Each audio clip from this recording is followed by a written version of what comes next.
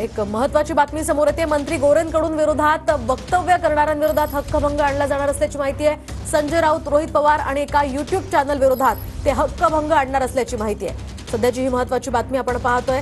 तर जयकुमार गोरे यांच्या संदर्भात संजय राऊतांनी, वडेट्टीवारांनी आणि रोहित पवार यांनी गंभीर आरोप केले होते। याच पार्श्वभूमीवर गोरेंनी याची दखल घेत त्यांच्या विरोधात हक्कभंग आणण्याचा निर्णय घेतलाय।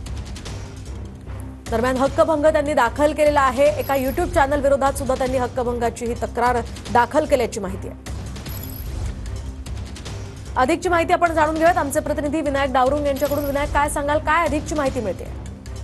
मोहिनी, मंत्री जयकुमार गोरे यांच्या विरोधात एक बातमी जी आहे ती प्रसारित झाली होती आणि त्यावरती काही विरोधी नेत्यांनी बाईट किंवा प्रतिक्रिया सुद्धा प्रसार माध्यमांमध्ये दिल्या होत्या आणि त्यांच्या विरोधात आता हक्कभंग जो आहे तो दाखल केलेला आहे। संजय राऊत असतील, रोहित पवार आणि एक युट्यूब चॅनल आहे त्याच्यावरती हक्कभंग जो आहे तो दाखल केलेला आहे।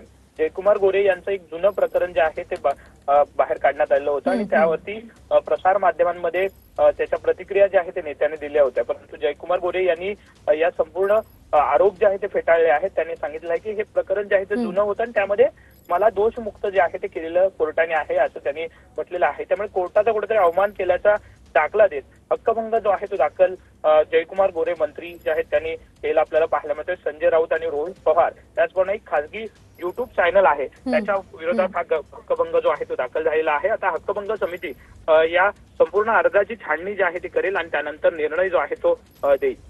अगदी नक्कीच विनायक, या संदर्भातले अपडेट जाणून घेत राहणार आहोत। तुर्तास धन्यवाद दिलेल्या या माहितीसाठी।